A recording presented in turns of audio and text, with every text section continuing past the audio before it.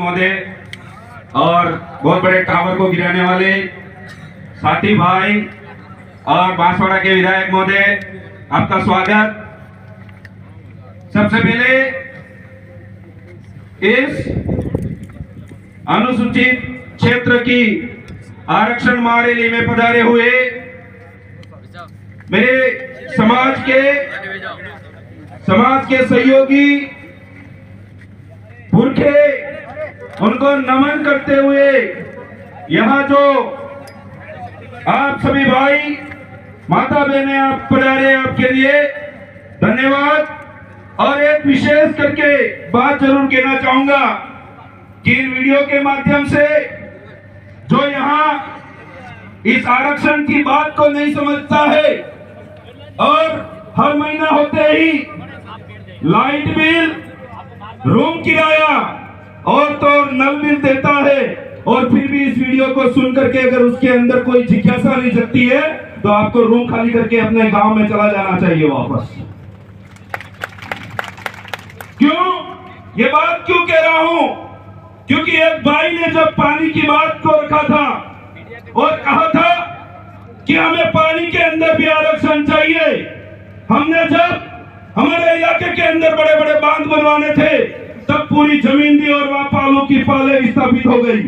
वो जमीन हमारे बाप दादाओं की थी और वो पानी हमको दिए बिना, हमारा जितना हक है वो दिए बिना वो ला करके उदयपुर वालों को पिलाया जा रहा है। और हमारे जो उधर के जो भाई यहाँ उदयपुर के अंदर प्रवासी बन करके रहते हैं वो एक एक महीने का नल बिल देते हैं, पानी का बिल दे रहे हैं।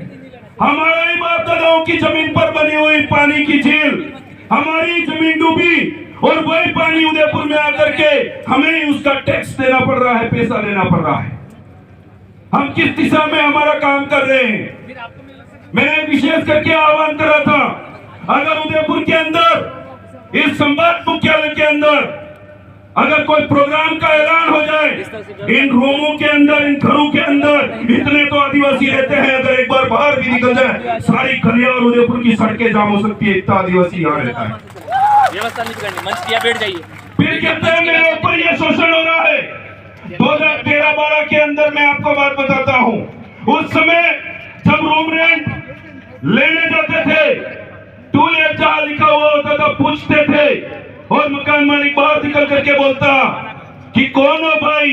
अगर वो व्यक्ति गलती से आदिवासी और भील और मीणा बोल देता, उसको कहता कि रूम नहीं है, खाली बुक हो चुका है। ये ऐसे हालत थे 2010 से पहले लगभग उसके बाद तक। इस आदिवासी परिवार की विचारधारा की बदौलत आज इस इलाके के अंदर इतने युवाओं के अंदर जागरूकता आई है, इन लोगों के ऊपर प्रेशर हुआ है और आज भी बहुत सारा ऐसा षड्यंत्र के साजिशों में रचे जा रहे लोग हैं।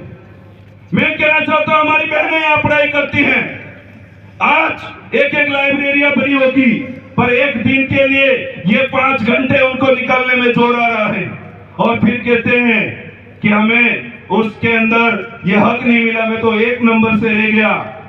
अरे भाई, अगर भीड़ जहां दिखानी होती वहां दिखा दी होती तो 2 नंबर भी और 5 नंबर भी कम होते, तो ये गूंगी बेरी जो सरकार है उनको हिल करके देना पड़ता और हम नौकरी भी लग गए होते। पर जहां लड़ना होता है वहां आते नहीं है। मैंने पिछली बार भी बोला था, यहाँ पर बहुत सारे बुजुर्ग आए हुए हैं, माता बहनें आई हुई हैं, वो ये कहते हैं कि इस आरक्षण रैली में हमारा क्या काम है। मैं कहना चाहता हूं, इस उदयपुर के आसपास 20 से 25 किलोमीटर के अंदर बहुत बड़ी बड़ी पाले हैं। उन पालों के अंदर खुद का पानी था, खुद का खनिज और खुद का अनाज उत्पन्न करके वो लोग अपना जीवन यापन करते थे। पर वहां दारू की दुकानें खोली और थोड़ा एक तरफ तो स्कूल है और दूसरी तरफ मंदिर खोल दिया। हमारे लोग उधर जाने लगे, विद्यालय की ओर नहीं गए और वो सारी जमीनें बिक करके वो लोग आज वहां बड़ी बड़ी होटलें बना दी उन लोगों ने। ये क्यों हुआ? क्योंकि हमारी जागरूकता की कमी की वजह से वो सारी चीजें हमसे छीनी गई। और उसके बाद जो आज पालवी इलाका था, प्रशासन के भाई खड़े मैं कहना चाहता हूँ, विशेष करके इस होली के अंदर मेवत क्षेत्र के अंदर ऐसी कोई चीजें हुई थी, उस बात को बेरुपया अपनाने के लिए यहाँ का नालायक सांसद बार बार बकवास करके अपनी आईडी पर लिखते जा रहा था। मुझे बहुत दुख होता है, डूंगरपुर बांसवाड़ा के सांसद बोले तो टेबल फट जाए वैसे वहां आवाज उठाते हैं, और हमारे यहाँ के सांसद लुंगी उठा के किसकी वो हड्डियां चाट रहे वही खबर नहीं पड़ रही है आज तक। आपके हो सकते हैं सदस्य, हमारे लिए बहुत गंदी बात है, और आने वाले समय के अंदर भाइयों तैयार हो जाओ कि वो खुद को हिंदू बताता है और सर्टिफिकेट में कहता है मैं तो हिंदू हूं नहीं, और थोड़ा थोड़ा पता चला है वो तो गोत्र से कटारा भी है। भाई साहब वोट लेने आए, सबसे पहले राजमाता वहां दर्शन किए, मैं तो इसी फले का हूँ, मैं तो हड्डियां ढूंढ रहा था किस शमशान में कहाँ गाड़ी है इसकी हड्डियां पुरखों की कि कहाँ का नस्ल है। जबरदस्ती के ऐसे बदलाने वाली चीजें करते हैं। एक रठौड़ा के अंदर एक आदमी जिसकी 2 बीघा ही मात्र जमीन थी, उसके अलावा कोई भी चीज नहीं थी उसके पास, दूसरे लोगों ने षड्यंत्र करके ये दूसरी पार्टी का कार्यकर्ता ये करके उसकी जमीन को उन्होंने हड़प दिया, और हड़पने के बाद जब हमने उसका साथ सपोर्ट दिया उस व्यक्ति का, उसके बाद शासन प्रशासन नस्ते नाबूद हुआ और झुका, और दूसरी जगह 10 बीघा जमीन उसको अलॉट पेन करके दी मेरे भाई। ये चीजें हमें लड़ने पर मिली, और हम अगर यहाँ आए और बोल करके चले गए और फिर हमारा जमीन सो गया तो आने वाले समय में फिर कहीं रैली होगी, फिर उठेंगे तो ऐसे काम नहीं चलेगा।